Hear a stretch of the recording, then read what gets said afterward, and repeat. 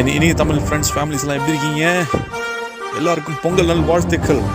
பொங்கல்னாலே எல்லாருக்கும் ஞாபகம் வருது கரும்பும் பொங்கலும். அதில் இன்னொரு ஸ்பெஷல் என்னென்னா, கிராமத்தில் விறவெடுப்பில் பொங்கல் வச்சு ஃபேமிலியோட ஒரு கொண்டாட்டமாக செலிப்ரேட் பண்ணுறது தான் பொங்கல். அது மட்டும் இல்லை, பொங்கல் அன்றைக்கி உங்களால் முடிஞ்ச வரைக்கும் கட்டாக கரும்பு இருக்கும், எவ்வளோ சாப்பிட முடியும் சாப்பிட்டுக்கிட்டே இருக்கலாம். அதுவும் ஒரு சந்தோஷம்தான்.